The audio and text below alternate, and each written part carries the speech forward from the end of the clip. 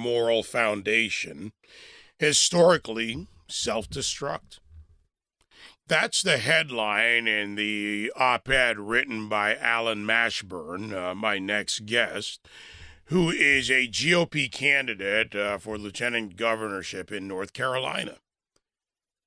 And there's so much to this. We talk a lot about culture and how politics is downstream from pop culture especially, but culture as a whole. We have a cultural assault, the difference between socialism, socialist ideas, and a constitutional republic, a free market versus a government-controlled market. We have the trans ideology being shoved down our throats, to an earlier caller, to Maddie's call about the toddler level books being placed in a library. Far different from adults making decisions about what to do with their lives, but rather a marketed indoctrination of young people into a belief structure over the last 2 to 3 decades that has become a cultural degradation that we see playing out even in the recent month, Pride Month. So let's dive into the op-ed and the issues. My guest, as I said, Allen Mashburn, who is a candidate for the lieutenant governor's seat in North Carolina. Good morning, sir. Welcome. All right, let's try that again. Allen, do I have you there? Yes, can you hear me? There we go. Technology is always the enemy of, I don't know, whatever. Anyway, Absolutely. Hopefully you heard my introduction there while you were on hold, but I did, and again, honor to be with you, sir. So let's dive right in, because culture is important to preservation of society, all the other aspects. And your piece, I've got to tell you, I didn't just read it once. I read through it. I went to segments. You covered, you set the stage for this discussion, and that's often the case when you put an article out. You want people to think.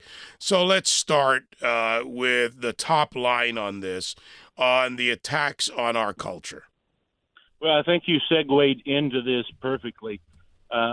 This has almost been insidious up until a couple of years ago.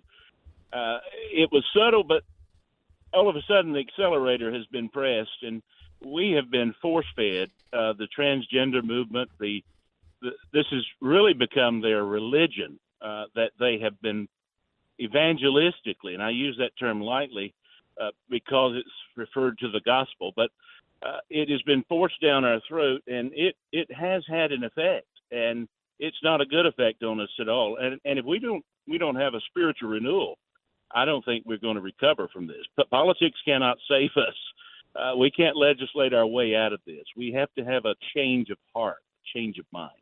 Yeah, the one word, I think you probably have heard this, but no. At what point do we just say no? You're not a bigot for saying no to a bad idea. But we're being told that we are. And society needs to say no. But how do we get society to say no? I think it takes courage. Courage is contagious. And, it's odd that we're talking about this very article, because I was attacked last night. I had a young guy in his 20s sent me almost a book of his thoughts on this, and of course, everything I was in the wrong. But that's the way his mind has been conditioned. I think we have to have the courage to stand up. Social media and the big networks have made it look like they are the majority. Well, in fact, we are the majority. We're the silent majority, but we have to have that courage, that backbone, to stand up and say enough is enough. We will protect our children. We will not take it any longer. The preservation of this country, there is nowhere else to go in the world. We will stand, and we will stand strong. We have, as you write about in your article, And I'll use the example you used. Videos circulating on social media from the Seattle Pride Parade. Naked men openly displaying their genitalia in front of children. New York. Drag marchers chant menacingly, declaring their intentions to target young minds at a so-called all ages and family-friendly Pride event in Denver, a performer enacting a sexually explicit scene on stage, even inviting members of the audience to partake. And I went back and looked this up, and members of the audience joined in. Again, back to the point of saying no. Some may not, but society has to say no to this. And it's as if we've thrown out something very basic in law. You're seeking public office, so this is a good point to bring up, I think, that indecent exposure laws have not been repealed to by, I guess overall recollection anywhere in the United States. Maybe there have been some adjustments, but indecent exposure has not been repealed. So what's going on here? Well, I don't know how you can illegally have child porn on your computer and be arrested and be a felon for that. But yet a grown man can wave his genitalia in the face of a child and it's okay because it's a movement or it's a parade or it's a coming out party. No, we do not have to accept this. And I'm sick and tired of being told that I'm a bigot or that I have to accept this. We shall not accept it.